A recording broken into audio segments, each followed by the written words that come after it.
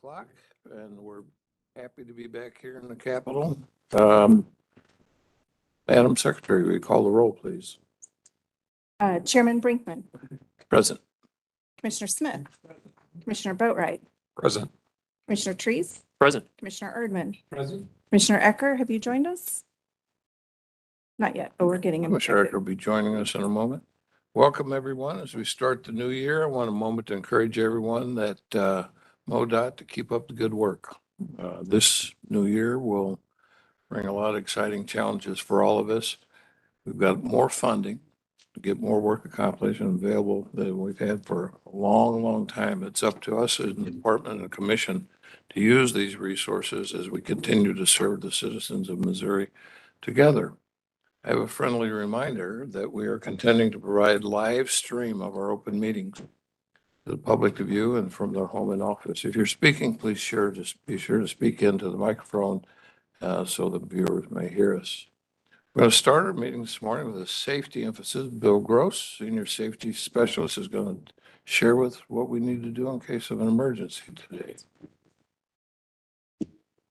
Good afternoon, Commission Director. I have a few safety reminders for the commission meeting this afternoon. In the event of a fire, the commission director and commission secretary will exit the rear of the room and out the back door in the conference room 101 to the sidewalk on Jefferson Street. The audience will exit through the doors to the lobby and out the back of the building entrance by the loading dock, and then we'll proceed to the sidewalk on Jefferson Street. An alternate exit is down these stairs and out through the main entrance. Please walk up the hill on Jefferson Street until everyone is safely out the back of the room or back parking lot and a safe distance from the building and emergency response vehicles. In the case there is a small fire, there's a fire extinguisher in the rear corner of the room by the AV podium. I have asked Almado to retrieve and use the fire extinguisher if needed. In the event of a severe weather, everyone should head to the center stairwell and go down as far as possible. If we must evacuate this room, please take a moment and make note of who you are sitting next to and make sure upon your arrival to the designated safe location that your neighbor has arrived safely too. If there is a medical emergency, most people in this room are certified in CPR. Tom will call 911 and direct emergency responders to our location at 105 West Capitol Avenue. Eric has volunteered to administer CPR, and Becky will assist if necessary. There's an AED in the hallway on this floor across from conference room 103. And Scott will retrieve the AED in the event of a medical emergency. That concludes today's Safety Minute. Thank you very much. Thank you, Bill. Nice job. Next, I want to review a few procedural items. I want to remind everyone that we have a public comment period, and we're pleased to offer this to every Missourian that wants to come before the commission.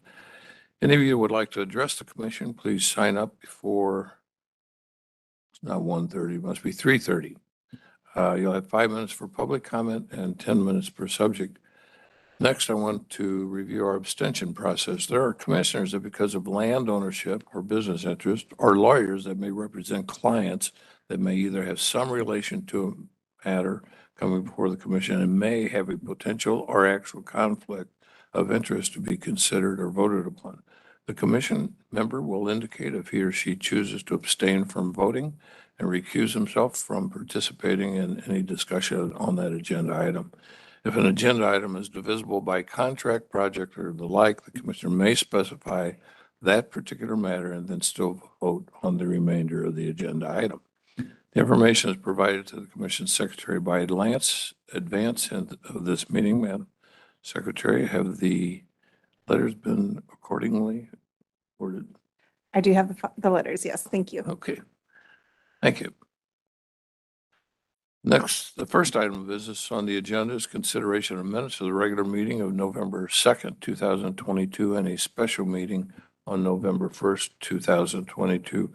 Are there any additions or corrections to the meeting minutes? I'll entertain a motion for approval. So moved. Been moved and seconded. All in favor, say aye. Aye. All opposed, same sign. The next business item is consideration of, next business consider item on the consent agenda. Oh, sorry. Does anyone need to remove anything from that? At this time, I am going to pull the STIP amendment for consideration later in this meeting. Do we have a motion for approval? Second. Moved and seconded. All in favor, say aye. Aye. Aye. Both same sign. That motion carries. I serve as the chairman of the audit committee, and Commissioner Eckert also serves on the audit committee, and he'll give the report today. Mr. Chairman, I have no report for today. Okay, I believe the next meeting is April of this year.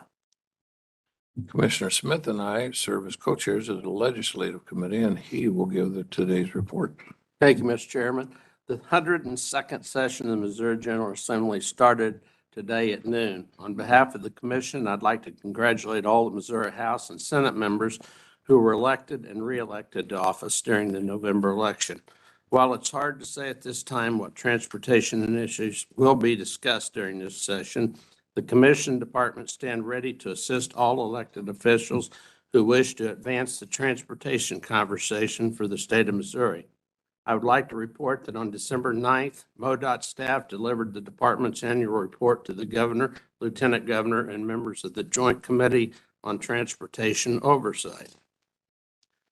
This annual report includes a copy of MoDOT's comprehensive annual financial report and MoDOT's 2022 annual report, which consists of the Citizens Guide to Transportation Funding in Missouri, the financial snapshot, and MoDOT's results document. As outlined in the state statute, MoDOT Director McKenna will have the opportunity to appear before the Joint Committee to present the report to its members at a time and place yet to be determined. More to come as session progresses. This ends my report, Mr. Chairman. Thank you, Commissioner Smith. Commissioner Smith serves as the president of the MTFC, and Commissioner Eckert is a board member. Commissioner Smith will provide the report for today. There is no report today. Our next MTFC meeting will be in February. Thank you, Commissioner Smith. Thank you. Commissioner Smith, Eckert, Boatwright all serve on the Emperor's Board today. Commissioner Boatwright will provide the report. Thank you, Mr. Chairman. The last meeting was the Governance Committee meeting. We met on December the 14th. The main content of that meeting was discussing election procedures. And I thought that went well. It'll go before the full board on February the 17th, 2023. So that concludes my report. Thank you, Commissioner Boatwright. As chairman, I serve on the Missouri Coalition of Roadway Safety Executive Committee. I'll give today's report. We're going to have our meeting tomorrow. Unfortunately, our meeting comes on the heels of a second year in a row where Missouri experienced more than 1,000 traffic deaths. Furthermore, preliminary data indicates fatalities increased from 21 to 22, the third year in a row that has occurred. Overall traffic fatalities have increased 16% since 2019. On a more positive note, I'm pleased to report that we've concluded a second year Buckle Up and Phone Down High School Showdown. This is really a cool deal. This is a collaborative effort between the coalition and AAA, American Auto Association. And in 2022, we saw more than 4 times as many high schools participate. In total, more than 15,000 pledges received from 70 high schools. Final numbers are being tallied this week, and I look forward to recognizing the winning schools very soon. Later this month, a similar BUPD showdown will begin for Missouri businesses. This concludes my report, except for go like this. All right, we're all on board. Way to go.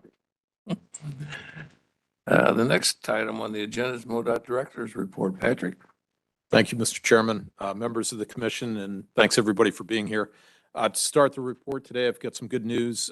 We have a couple of new senior management team members that we want to introduce. And what I want to do is I want to recognize our Chief Administrative Officer, Lester Woods.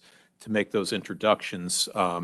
Lester's been a little short-staffed for a little while, and he's got some good news here, and we're really excited about these appointments. And I'll hand it over to Lester. We're going to take, we've got some recognition. We're going to take pictures, but we're finally going to get this straight. We're going to do it all at the end, so you don't have to get up 4 or 5 times. It takes us a while, but we're getting there. All right. Thank you, Director. Happy New Year. Happy New Year. All right.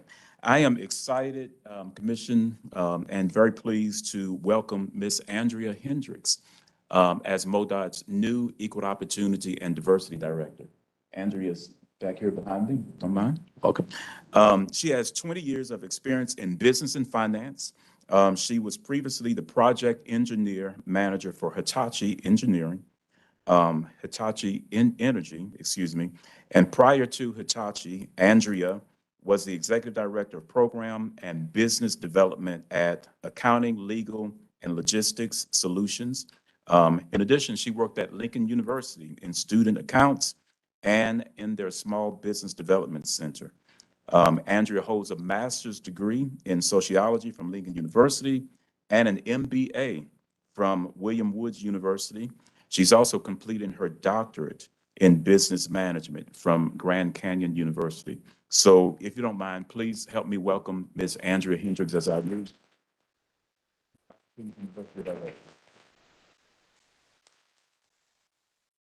All right, so we're excited about that. I have some other good news as well. I am also pleased to announce the promotion of Ashley Harford as our new Human Resources Director. Ashley?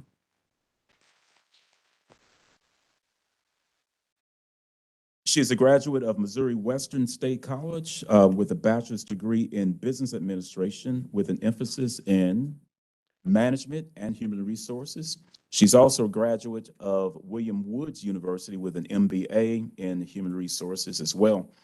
In addition, Ashley holds her professional human resources certification. She actually began her career at MoDOT in human resources, although you all know her as the previous assistant to the chief administrative officer in employee health and wellness, which is where our benefits presentations typically come from. So Ashley brings over 12 years of human resources background and experience, in addition to supervisory and leadership experience into this new role. So again, please help me welcome Ashley Harford as our new human resources. That's what I have for you today, Commission. Thank you so much. Thanks, Lester. It's really exciting, particularly to have, Andrea and Ashley started their new roles with us on the same day.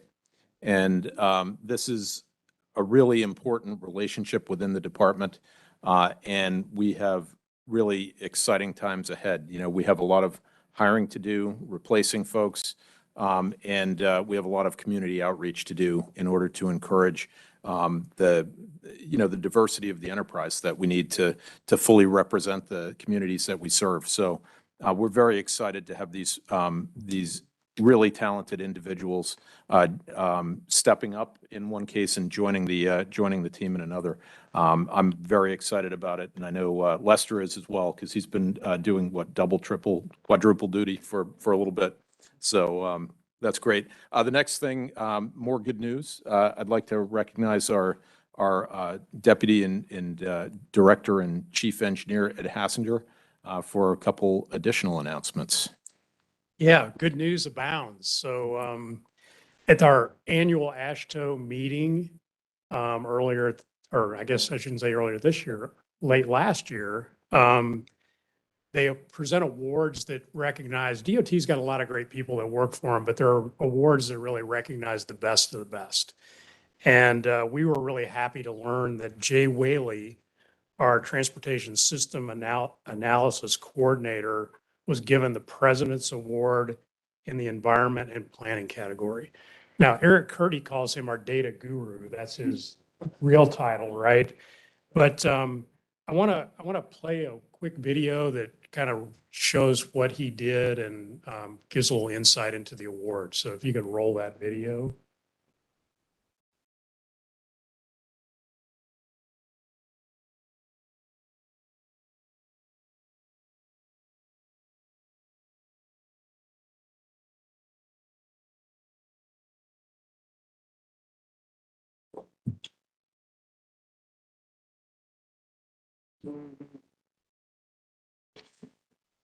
Maybe we could have Jay talk us through it while the video's rolling. So. Tell us what you're doing. Well, basically what Jay did. Right. Jay did was he put together all this data that we have and put it into a single annual report that helps us prioritize what we do for transportation improvements. And what they're showing you here is the data we use and the equipment we use to get that data, and show it here in the map form to give us good information so that our teams can figure out exactly what we should be doing in our programming of projects, critical to what we do. So Jay, if you'll come up, hardware. Congratulations. Then we're gonna ask you to come back and get a picture of the condition here. In a minute. Okay.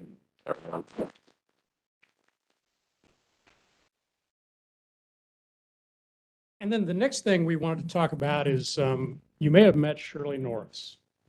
Shirley has been around MoDOT for a really long time and is currently one of our project managers in St. Louis. But it's nice when other people, what we already know about Shirley, it's really nice when other people recognize that. And so this year, East West Gateway Coordinating Council of Governments, the MPO in St. Louis, recognized Shirley with a Lifetime Achievement Award. Wow. And so we'd like to play the video that they played at their annual meeting to recognize Shirley. So let's see if we can make that one work. If not, Tom was in that video. Maybe Tom and Shirley can like reenact that one.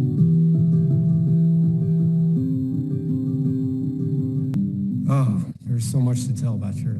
She's our oldest female state employee in the state of Missouri here in 2022. At the young age of 92, she tries to beat me to work every day. She comes to work early. She works hard for us. She delivers a lot of projects. For the last 20-some years of her career, she's been a project manager, which means she oversees all aspects of delivering a highway project or a bridge project that you see out there on the road.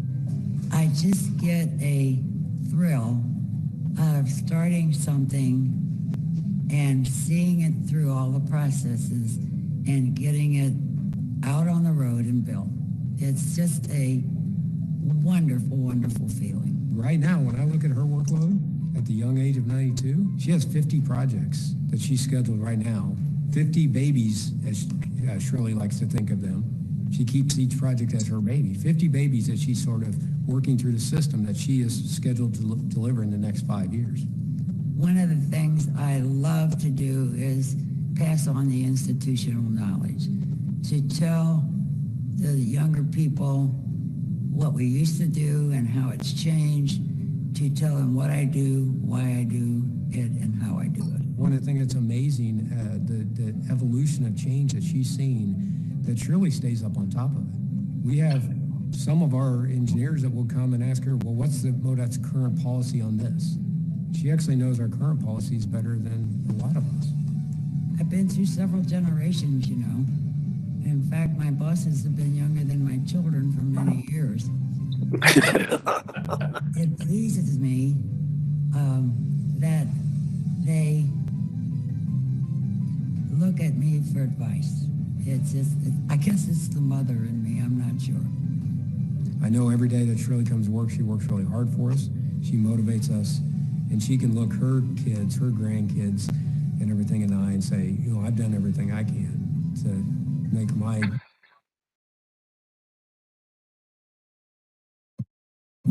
impact in this region, in this state, in this world valuable. To me, it's just my life. It's the way my life played out. And it's my job, and I love my job, so it's no big deal.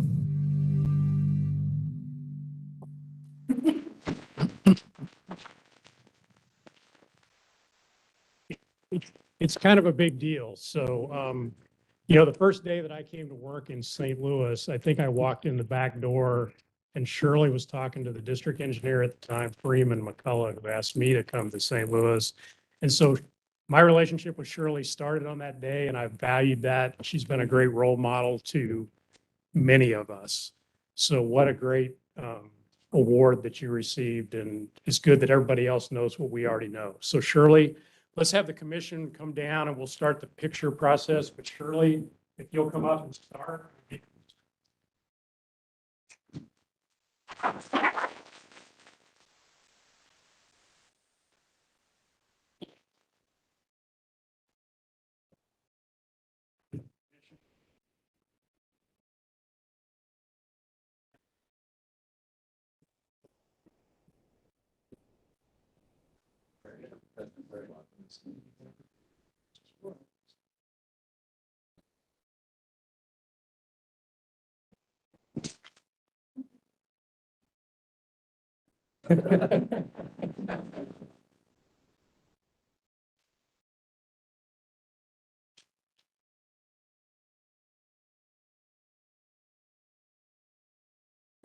Shirley.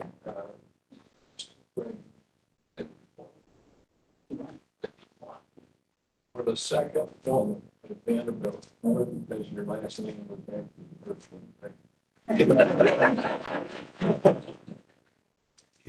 well, we have a special. Gift for you.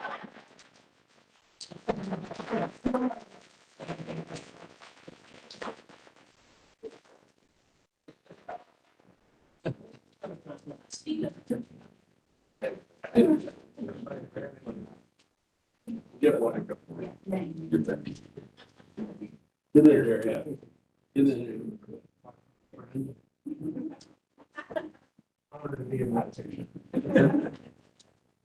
I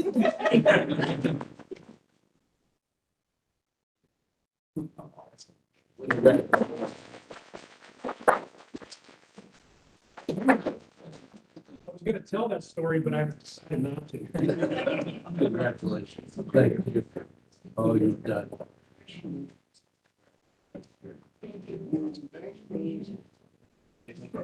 That's great.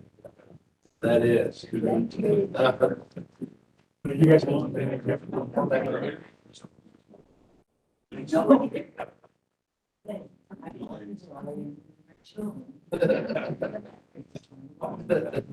It's a pleasure to meet you.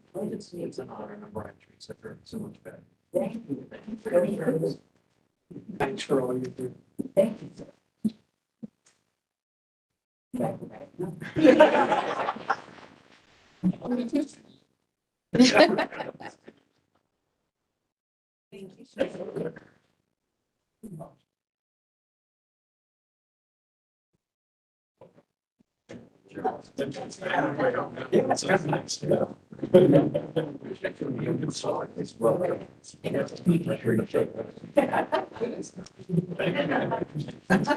you.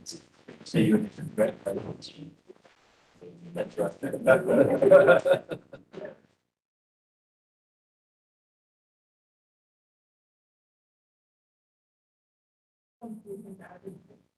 Thanks.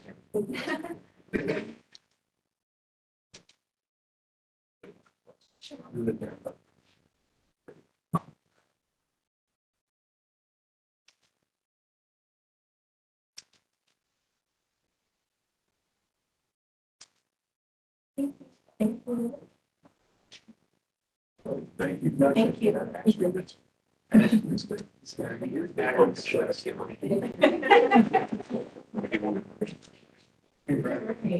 Yeah. Actually, didn't see you. Yeah. Yeah.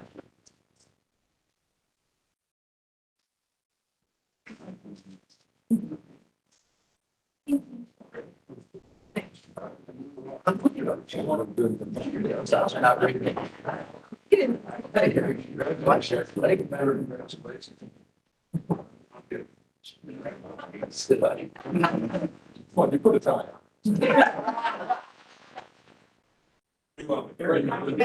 That's good.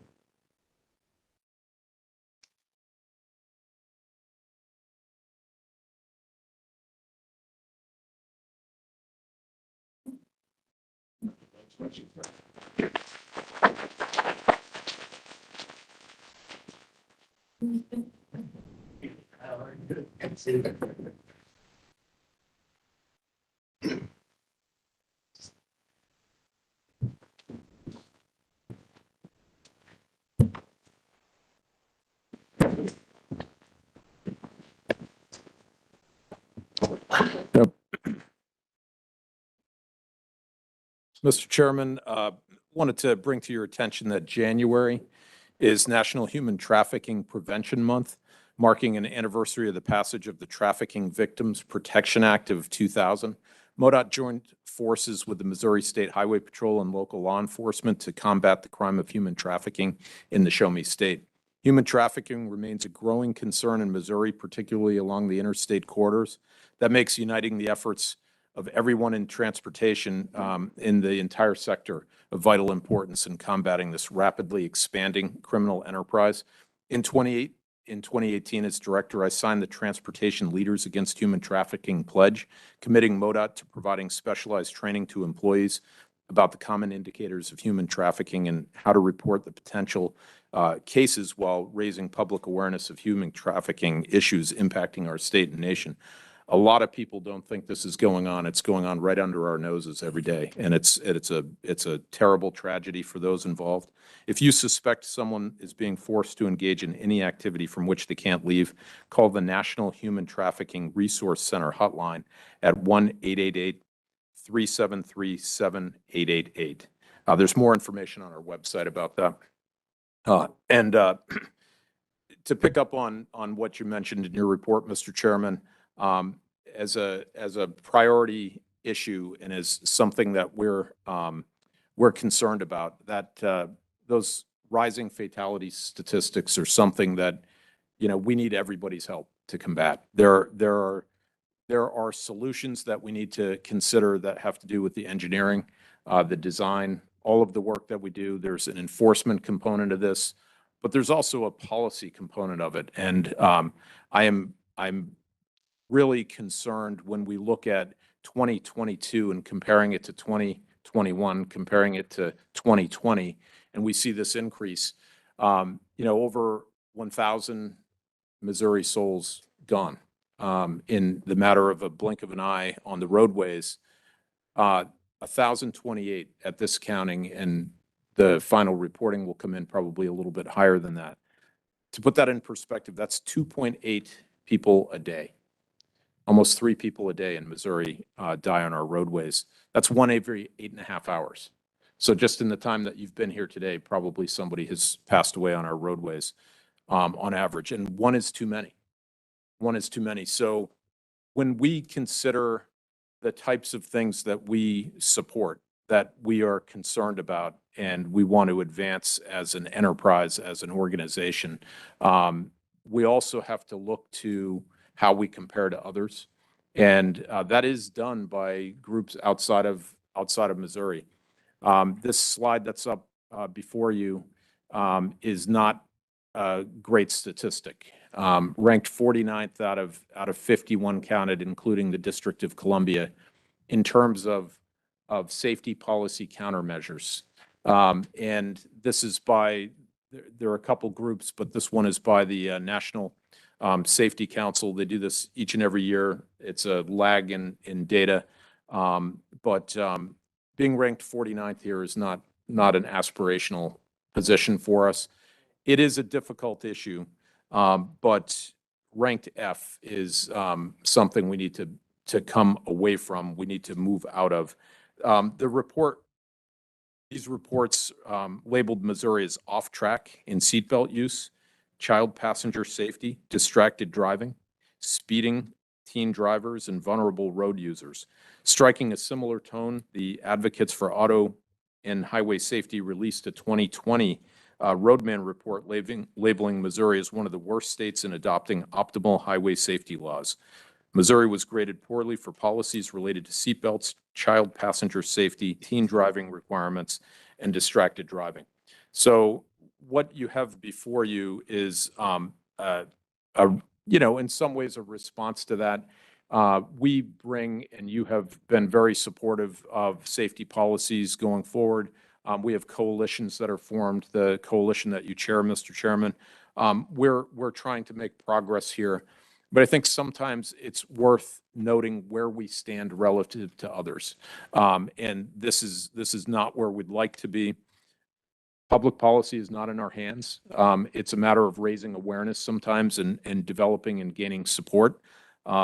These become kind of cultural issues, and it becomes very much viewed in terms of personal freedoms. And you know, Missourians hold those personal freedoms dearly.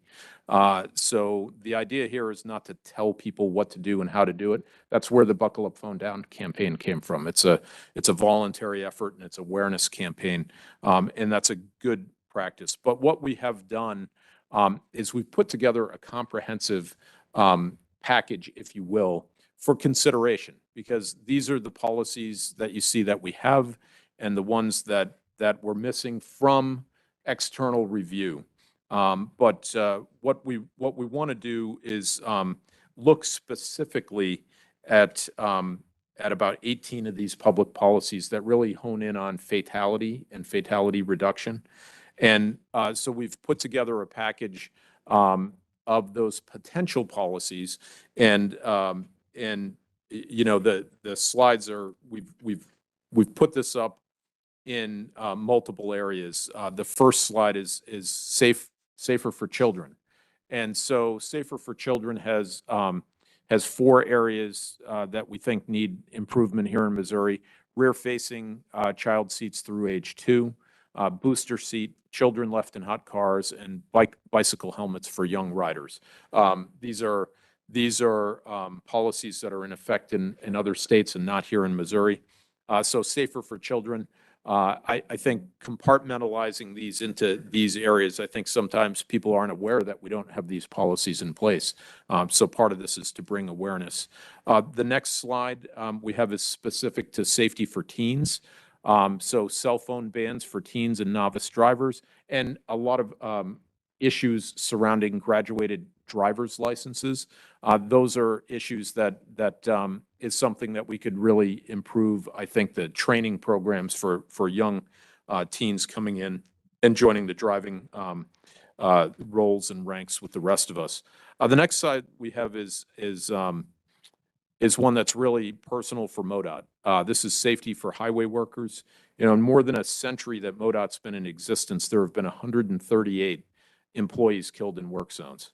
There are also many private sector contractor employees who've lost their lives as well in the work zones working for our state and for municipalities. These policies are critical to making things safer for highway workers. Hands-free for all drivers as a distracted driving measure. Endangerment of a highway worker, kind of a strengthening of that law that's already on the books. And some component of automated enforcement, which is something that's getting some traction nationally. It's one where, you know, all of these, you know, just to comment on all of these, I think we're well open to working with legislators, working with policymakers, working with the public to adopt, to adapt, to modify, to make progress in any of these areas. We don't necessarily believe that, you know, an omnibus package would realistically gain traction and pass the General Assembly, but components of these, I think, are items that are shared by a lot of people, have a lot of support. These in particular are well supported. Automated enforcement is somewhat controversial in some areas, and there are some states that are looking at it from a pilot standpoint, from a standpoint of, you know, maybe piloted just in work zones or other means of that. And I'd say we're certainly open to those things. The last slide we have is really safer for you. So it's about broad-based safety for all drivers and for all users of the highway system. So ignition interlock, open container, primary seatbelt law, motorcycle helmets, which was most recently repealed.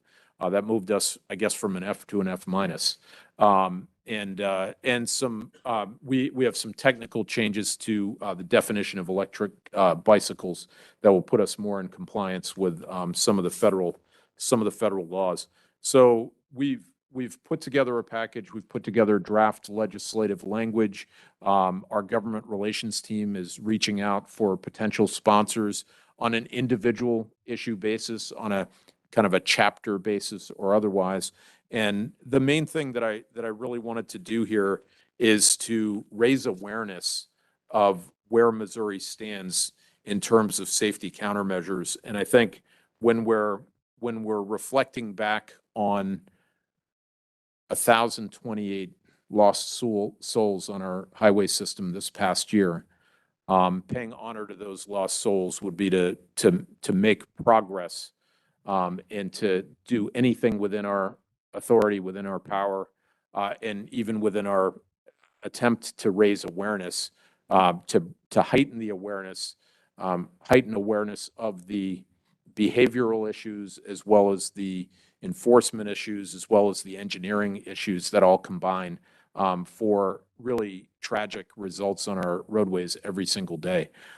So I appreciate the commission's willingness to consider these issues and selectively support or encourage our policymakers to consider these. And we're as a source of information, data, anything that policymakers would need, we're here to provide in terms of any type of testimonies or anything like that through the legislative session. We really have to do better than what we're doing today, and I appreciate your willingness to look at this. We've got to turn this trend in the other direction, and we've got to drive it out of here so that it's really an unusual day when there's a fatality in our system, not that it's a usual occurrence multiple times a day. Thank you, Mr. Chairman. Yeah, just a comment, to echo what Patrick said, with the 23 legislative session now in session, there's never been a more critical time to consider this public policy deal and to work on it. Many states were way behind, and I tell you, 1,028 fatalities. I mean, I'm sitting here thinking, God, what are we going to be in 3 years? Right. 1,400, it's just terrible. So, another note, just all the people that received their awards and the recognition today is just, it's great. And that just proves the kind of employees that MoDOT has and serving the taxpayers and serving the organization. We appreciate every one of them, Ashley, Andrea, all of you guys. Shirley, you're going to give us another 10, aren't you, at least? But anyway, we appreciate all of them, but we got to do something about these fatalities. It's horrible. Thank you, Commissioner Smith. Thank you, Patrick, for your report. Yeah, I would just applaud the department on your focus on safety in spite of the wrong trend. Frequently, when I'm asked about my priorities on the commission, I respond that safety is my number one priority. At our railroad, safety is always the number one priority, and applaud you for bringing more public awareness of that. Also, I think you're very wise to treat this as an a la carte menu. Some things will enjoy more support than others, and I hope we might give legislators the opportunity to pick and choose those that they can get through this process and then go back next year and the following until we get it. One of these that I'm yet convinced about is automated speed enforcement. I think there are some technology issues yet to be proven on that. I like the idea of a pilot program, possibly in work zones, as has been done by other states. I think it might behoove us to advocate, if we're going to try this, to do it on a pilot basis in our work zones, protect our workers before we launch out and try to do automated speed enforcement statewide, system-wide. So again, applaud the effort and certainly hope the legislature might consider some of these on an a la carte basis. That's great advice. Thank you. Thank you. The next item on the agenda is an action item. Travis Kestner, State Design Engineer, will present bids for consideration. Travis?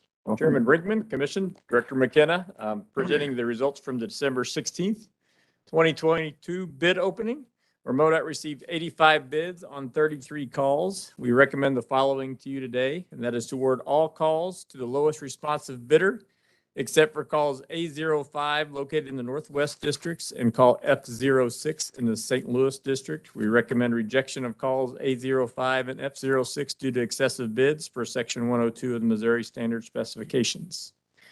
And those are recommendations for you today. Thank you. I'll entertain a motion. Mr. Chairman. Yes.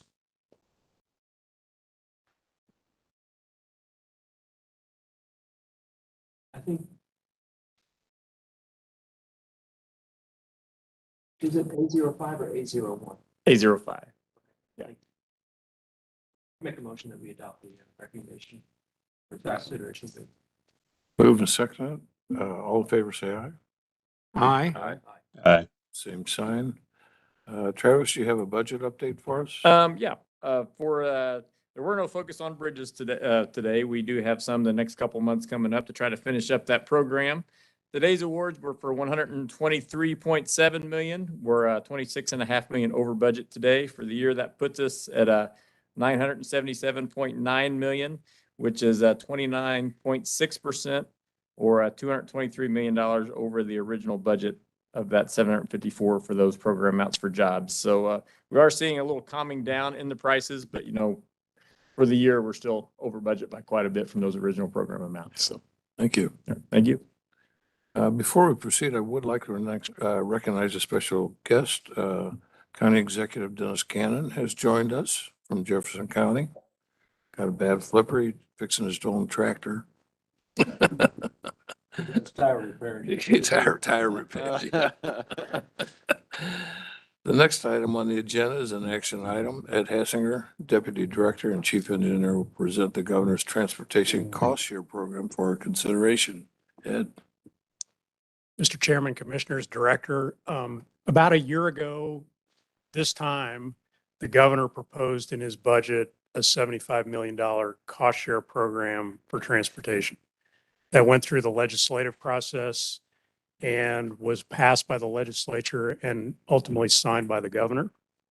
So with that signing of that budget bill, it directed the Department of Transportation and the Department of Economic Development to work together to figure out how to best spend $75 million to get the most bang for our buck in economic development and transportation improvements in the state. And I wanted to bring this with me because this is the summary of the review process that our team and DED did to find an objective way to figure out which ones of these projects were the best ones to bring forward. And I really want to recognize the collaborative effort between the Department of Transportation and the Department of Economic Development. And Michelle Hadaway with the Department of Economic Development, stand up, Michelle, led the effort for DED. And then for MoDOT, Doug Hood led our effort with a lot of other people in our districts and divisions that work through all the issues with these projects to figure out which ones were the best ones to bring forward. So huge effort on their part to bring forward the best projects for your consideration. So thank you to them for their work.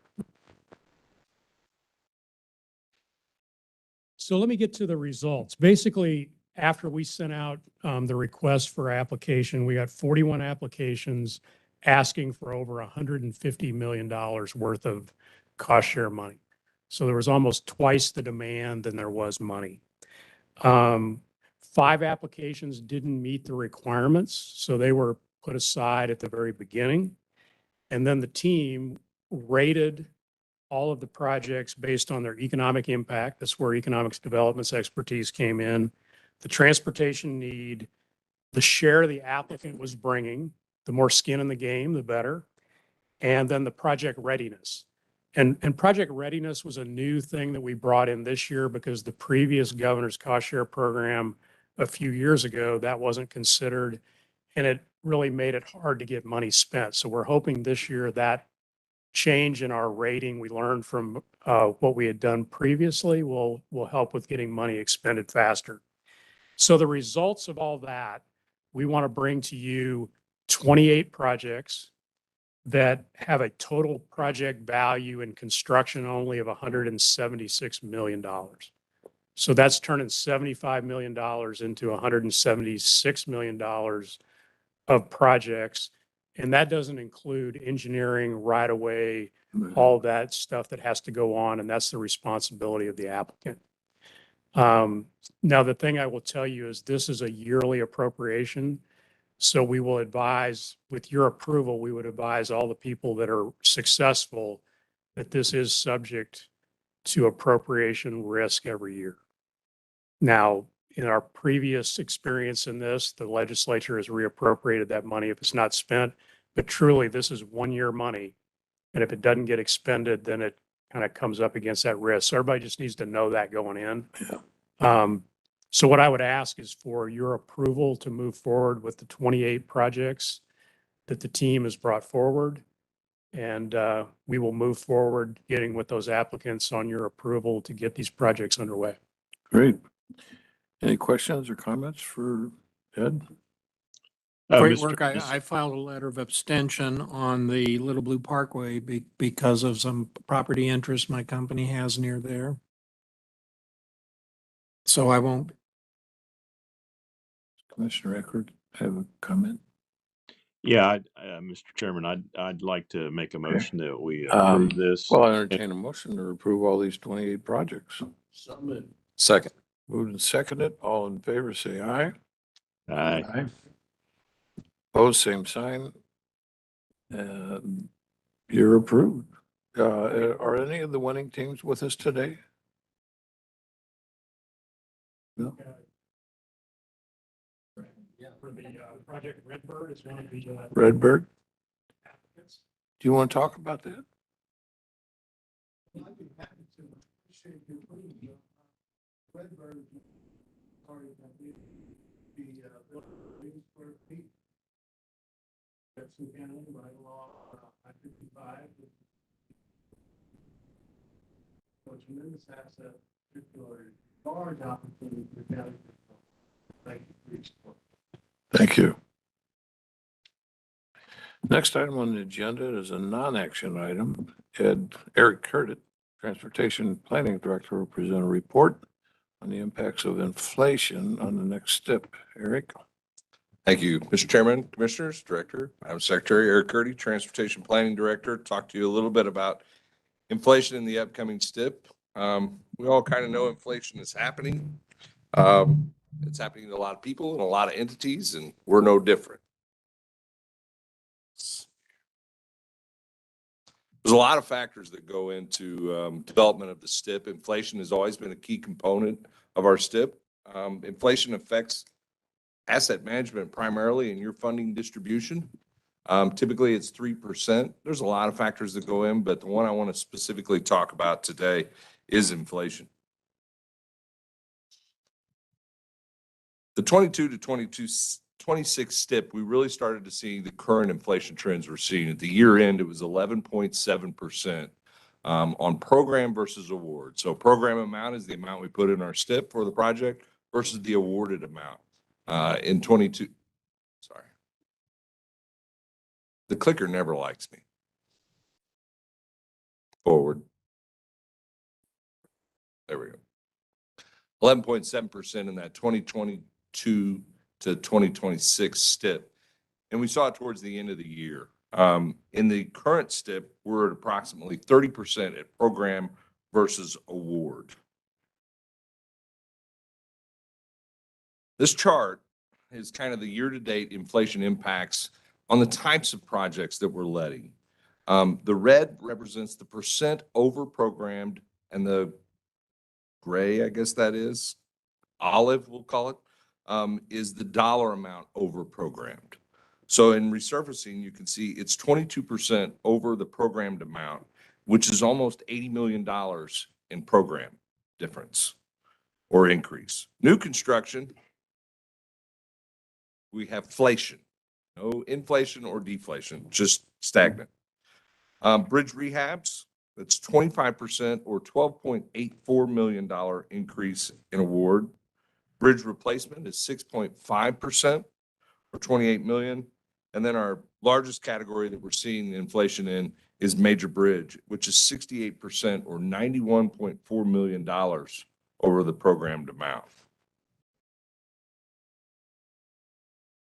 So after much talk and deliberation, careful look at this and kind of, what do we need to do to kind of address this?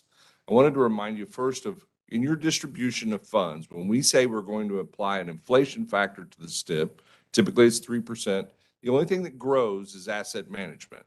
So asset management amount will increase over the horizon of the STIP at 3% in the past. Now we're going to probably use 7%. It doesn't change anything other than the amount of money dedicated to asset management over the horizon of the STIP. So we're going to use 7% in asset management. So safety is a hold harmless amount. Then your distribution moves to asset management. And so it will, in effect, shrink or reduce system improvement dollars as that inflation factor is used. There's some other things that we're doing, as well as our districts are preparing projects and looking at the inflation kind of we're seeing by projects.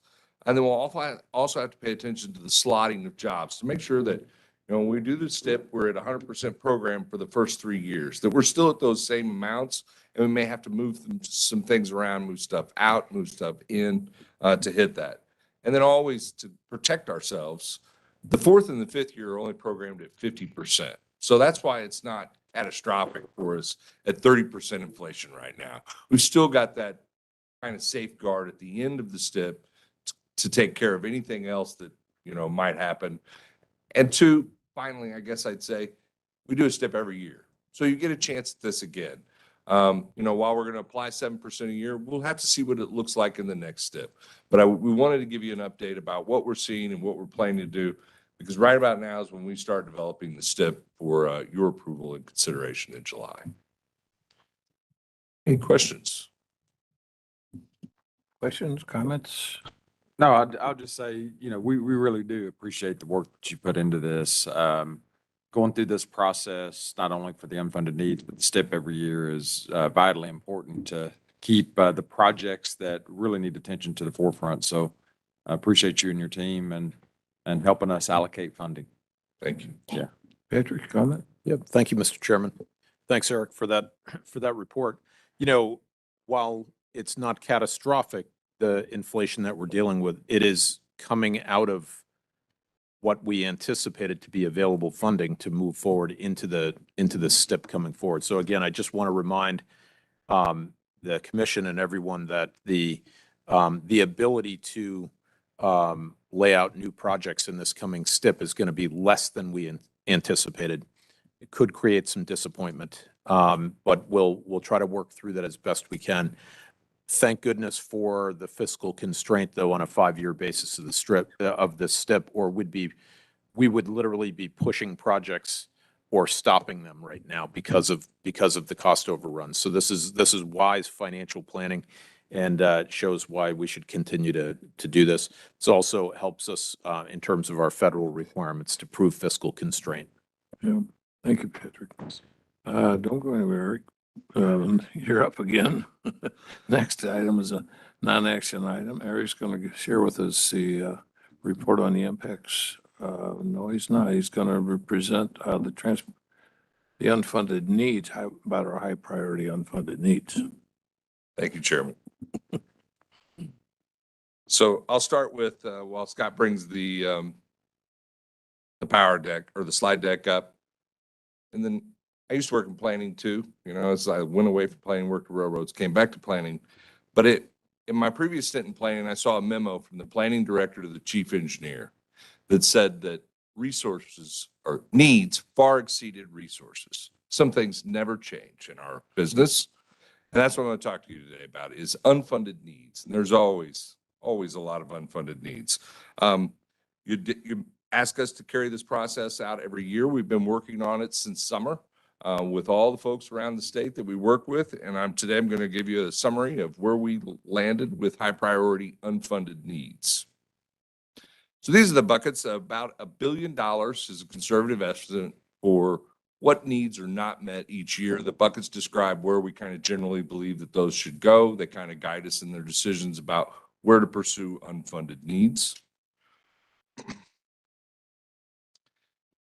This is a chart of where the unfunded needs land. So this is the 22 to 26 STIP contractor awards and future funding strategies. And I'd ask you to focus on the middle one, and that is the STIP that is currently going. It is $10 billion. It is massive, and this process feeds this middle bar. We work with locally elected officials around the state to move unfunded needs into the STIP. And this chart shows the results of that. So cumulative to date, since we've done an unfunded needs process, we've moved $2 billion off that list and into the STIP. You see, the first year we did 742 million. The next year we did 9 million, but we didn't have a STIP. You know, that year we didn't do that. But then last year in this current STIP, we moved $1.255 billion into the current STIP, or into the 22 STIP. So it does feed the STIP process. It provides a form of organization for those needs, for Missourians to get involved about what's in the on-deck circle for the STIP. The outcomes, we had 4.7 billion identified for new road and bridge projects in 3 tiers. Everybody asks, what are the tiers? Remind you, the first tier, those jobs that we believe we could accomplish in the horizon of the STIP. And the second 2 tiers are maybe 6 to 10 years out. They need a little more refinement, more engineering to kind of tell exactly what they are. We added a tier for multimodal projects. There's no dedicated funding for multimodal, so we wanted to show what those needs might be should policymakers decide to fund other modes of transportation, and to give some sophistication to our partners about how to annually prioritize other modes of transportation. So that's another key outcome that we had in this process. The first tier here, this is what it looks like on a map. That's $528 million. Color codes, improved bridge condition is the orange. Green is improved road conditions. Red is increased economic growth and safety. And then the final, the blue, is major interstate reconstruction. You see a lot of red here, improve.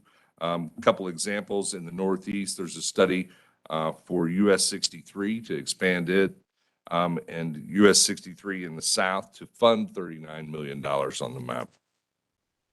Okay, that one was 528. This one is $2 billion, what it looks like on a map. You know, some of these two are kind of difficult. If you can see in the St. Joseph area, there's a little dot there in Buchanan County. That's $23 million. Or there's a large blue line through the St. Louis district.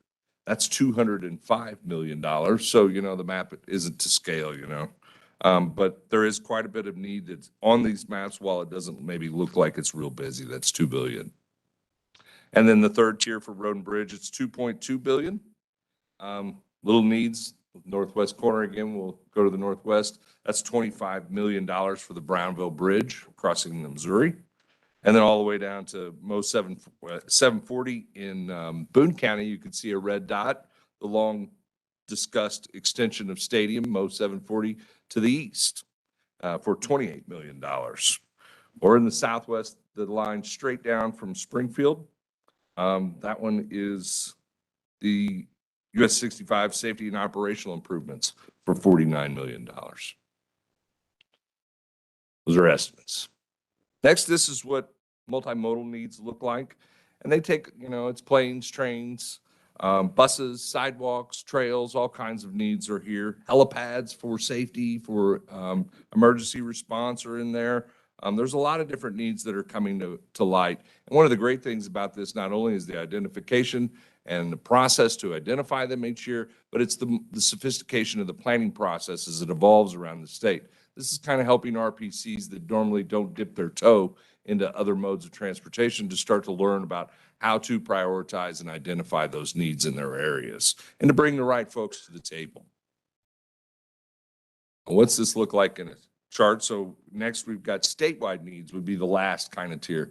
These are the things that sometimes folks don't think about. A lot of folks like Amtrak. A lot of folks want I-70 rebuilt, but they're not going to take resources from their area maybe and dedicate it to a statewide need like that. So we look at a lot of those. You can see here, the top one is reconstruction of I-70, adding a third lane. Amtrak River Runner is in there. Another one that's very important is Grade Crossing Safety Program that's in there for $700 million. The infamous fuel gauge is full. So the fuel gauge represents 10 billion. As you can see, we've identified 10 billion in needs of all tiers. And then particular to the yellow you see there, I haven't just shown that yet, that's major bridge. So major bridge, we look at the major bridge needs over the next 10 years. Right now, that's about $626 million that we've identified in major bridge needs throughout the state of the 204 major bridges on the state system. Now look at it by priority. So this you can see by district, by tier, what the totals are across all the way to the $10 billion total in the bottom right. The next one are totals by type. So now we switch to, is it improving bridge conditions, road conditions, increasing economic development? And you can see in the major interstate reconstruction and the increased economic growth and improved safety, those two prior or types by themselves total $7.5 billion of the 10 billion. How do we do this? So it's a long process. 6 months we work with planning partners around the state.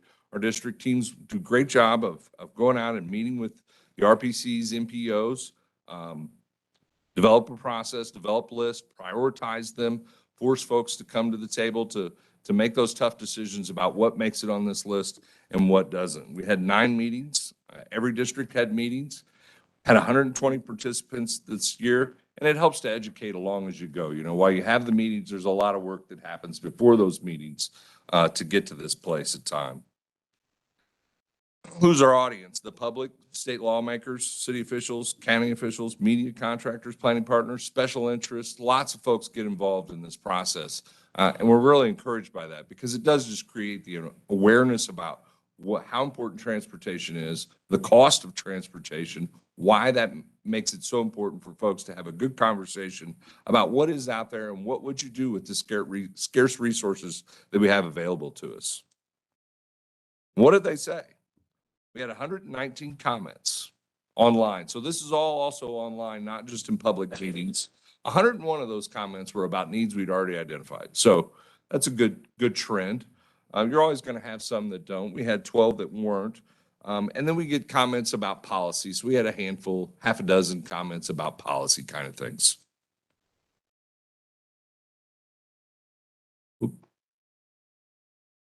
Trends. So of those comments, intersection improvements identified at US 65 and 20th Street. I had to go see it for myself. So I got on the A-RAN viewer and I was like, what is this thing? We're getting 43 comments about it. It's an entrance to a school. And it's one of these where the entrance is at the bottom of the hill. So, you know, it helps too when you see these comments. You know you've got an active community. They're really passionate about their need and they want to let you know. Well, that community is very passionate about their needs. So same with Kirksville. Not only the bypass around Kirksville, but expanding to the Iowa state border. And then 6 comments on sidewalks improvements in Stover. Used to go hunting in Benton and Morgan County a lot, and I know exactly what they're talking about in Stover. So kudos to that community for making some comments. So, you know, next steps, we're sharing the comments back with what we received as the final results. We'll share those back with our partners. It helps then for the next round. So from now until the time we do the STIP, folks will start looking at these again to help know what's going into the STIP, what it was most important. And then after the STIP, they'll have the list. We'll start this all over again. And we do this annually. It's a great direction that you gave us to annually do this and to prioritize them. Gets us more work in a more sophisticated, regular way. Folks are starting to understand we've done this enough now that we're going to do it every year. They don't get so apprehensive if they don't get everything their first time on the list because they know we're coming back in a year to do this again. So, and then 2, we continually standardize and make the process more sophisticated. Just yesterday, I was meeting with multimodal director Jerica Holtzclaw and her team about some things that we could do to improve the multimodal tier. And then we're hearing from our partners and our district about ways to improve the process always. And that's it. Any questions? Well, thanks, Harry. Any discussion? Trees. First, let me convey the commission's appreciation to you, Mr. Curtis, for your work on this and managing this process. I think it's one of those rare programs that both enhances our flexibility. I like your term, the on-deck circle, to move projects into there, but also enhances predictability. And sometimes you don't see those two things going hand in hand. So I think it's important that we have that prioritized list ready to move in as additional funding becomes available.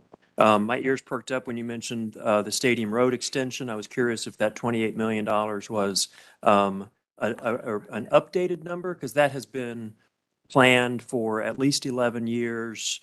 And I didn't know if as part of this unfunded needs list, that you keep those estimates up to date, or when do they rise to the level that we have an accurate estimate for it?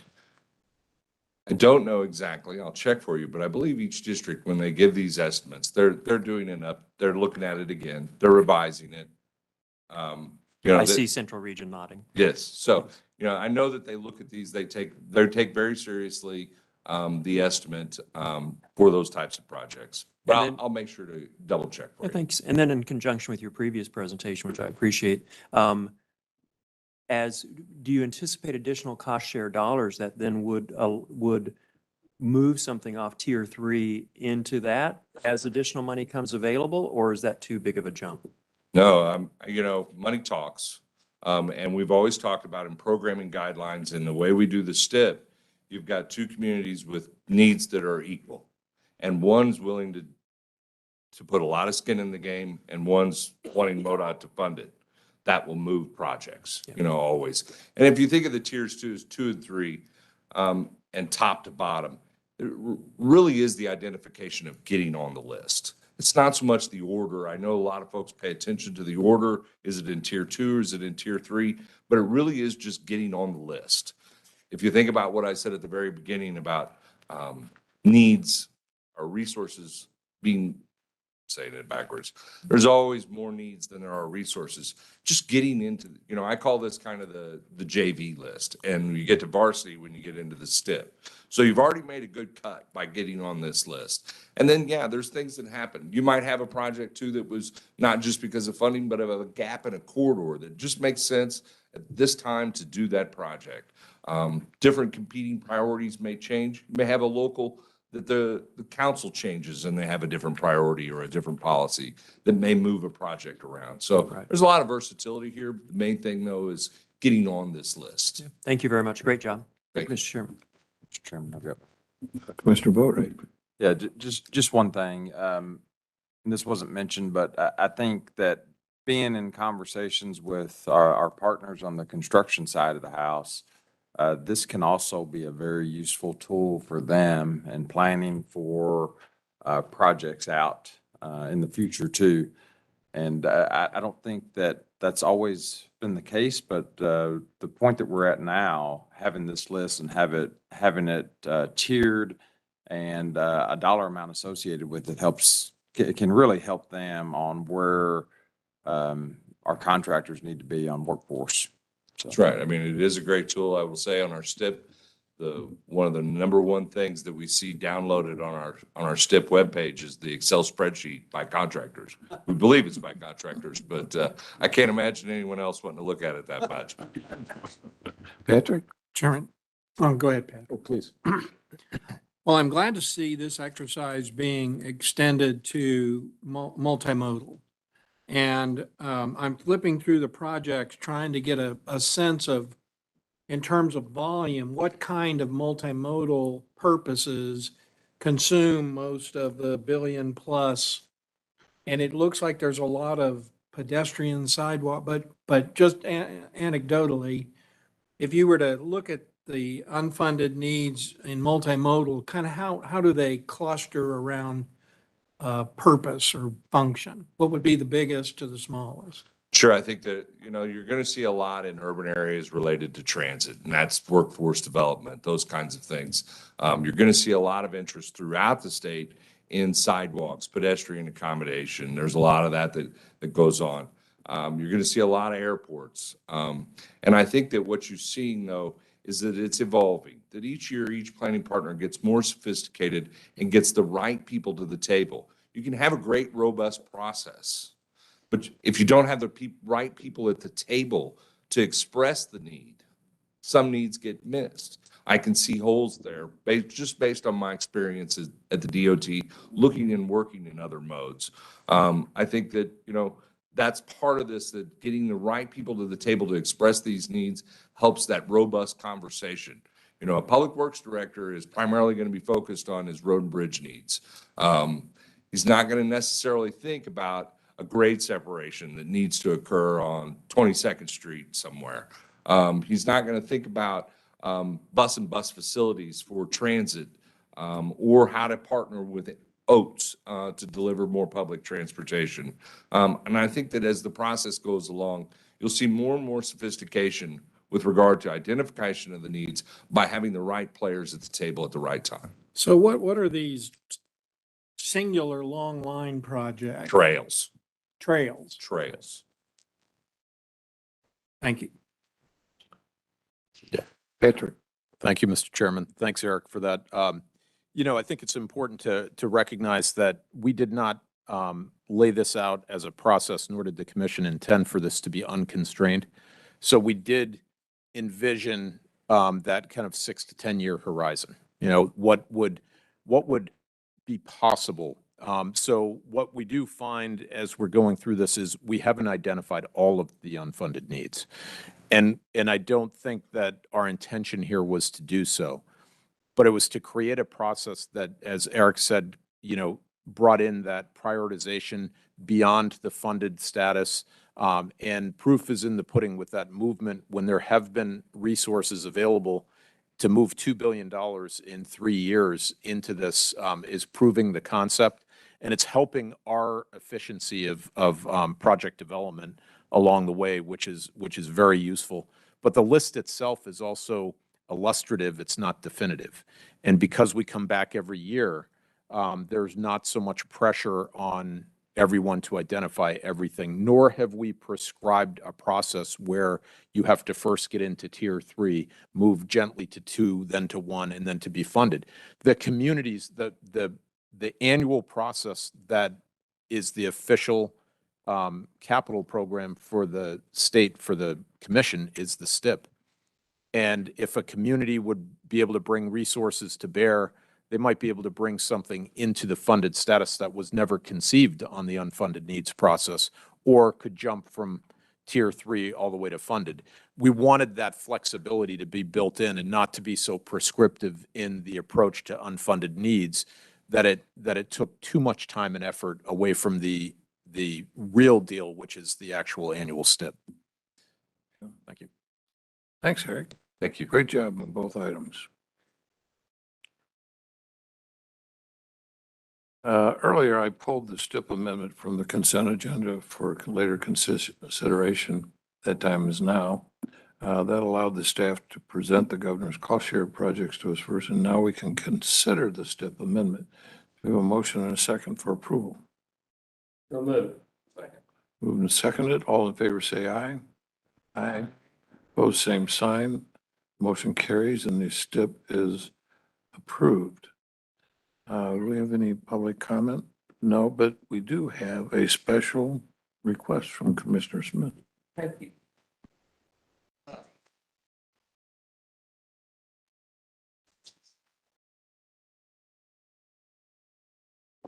Okay.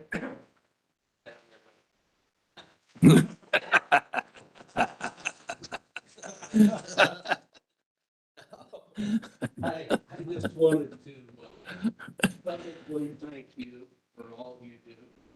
Not only MoDOT, all those people, what you do for this group right here. I know you're a keeper. I can't go across the street. You won't let me go across the street. And following us around and leader and group, Brandon, I appreciate that. I do.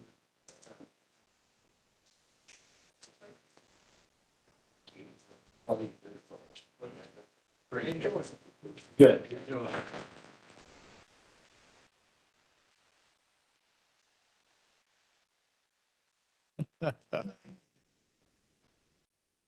Thanks, Jay. Well deserved. Typically, at the end of each meeting, we like to provide each commissioner member an opportunity to share concerns or ideas. Today, I'm going to start with Commissioner Hurd. Thank you again. Productive meeting. Looking forward to the year ahead, but nothing really to observe today other than appreciate the support of everyone and Jay as Commissioner Treese and I go forward for confirmation. Thank you. Commissioner Treese. Thank you, Mr. Chairman. Let me just echo Commissioner Smith's kind words about Jay Wunderlich. I've known Jay for 33 years and have he is so self-deprecating. He brings out his high school graduation photo upon commission retirements. He has looked the same for all 33 years. And I'm just grateful for his friendship and the way you represent this department over there. You are always well received. He is often in the office, either right before me or right after me, cleaning up any misstatement that I may have said. And he's very prescient in being able to predict what the legislature is going to do and interact with it in a way that either prevents it or to make it happen. So I'm grateful for your time here and our friendship in that building over the last 3 decades. So, and also this is the first time I've been in a full meeting here with the rest of my commissioners. And it's a great room. And let me just compliment staff. As much as I like being on the road and taking MoDOT literally on the road to other communities, that's a huge burden on staff. And it feels good to be here. It feels like it's home. And I think it makes the meetings more productive. The other meetings are just as important, but it makes sense that we're here and be able to interact with our legislators, over the next 24 or 36 hours, I think is important outreach on our behalf as well. So thank you, Mr. Chairman. I agree. Thank you. Commissioner Boatright. Yeah, thank you, Mr. Chairman. I'm going to keep it brief. I know I sound like a broken record on this particular topic, but I just think we're in a really exciting time when it comes to the infrastructure in this state. I was thinking earlier today, I've been on the commission now over 2 years and getting to see kind of the direction things have been steered into. I think we're on a really exciting path and one that's going to make a difference for several generations to come. I think we have a great staff in place to make that happen, and I think our construction capabilities on the with our partners in the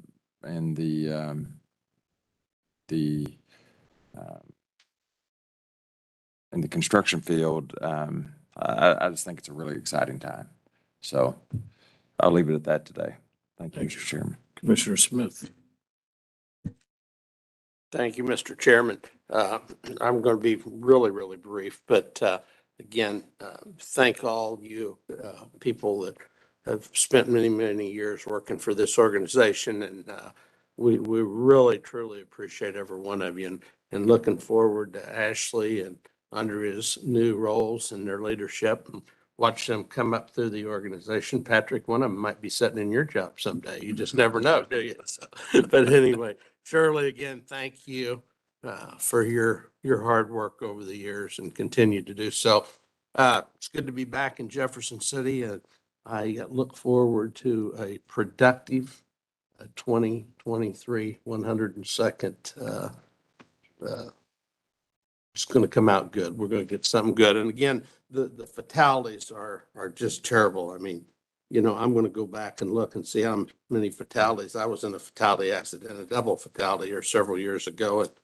And I just don't understand why we, in today and these modern technology and these Ford cars that'll drive themselves. And also, Jay, thank you. You're a good Ford supporter. He's got 2 of them I know of. So. But anyway, thank you guys. Appreciate it. Thank you, Commissioner Smith. I'd like to just say again, welcome Andrea and Ashley. Congratulations. Well deserved.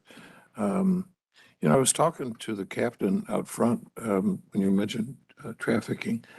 I'd like to see something maybe enclosed or something that we can maybe have a little presentation on, because it's an invisible thing.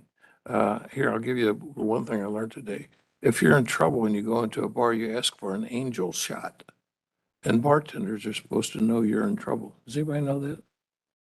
See, I could save you. Little things like that. But it'd be nice to know more about that. We all drive. I think there's a sign on the road if you're in trouble and, but it'd be nice to know some more about that. And then I will say that, well, Commissioner Boatright and I got to sit in the House today. That was really cool to see democracy work. And I would tell you, we are in a good position. We have not always had a speaker that would listen to us. I'm not saying he's going to do everything we ask, but at least he is open to approachment and be able to talk to about our safety concerns. And with that, before I adjourn, I want to note that the next meeting is February 8th. Oh, Commissioner Eckert. Yeah, can you hear me? Yep. I'll make it brief. Just wanted to wish everybody a happy new year and look forward to seeing you next month. You better have a suntan. I said, sorry, Terry, didn't mean to cut you out of there. Next meeting's February 8th, and we'll see you right here. Then I'll entertain a motion to adjourn. So moved. Moved and seconded. All in favor, say aye. Aye. Aye. Opposed, same sign. We are adjourned.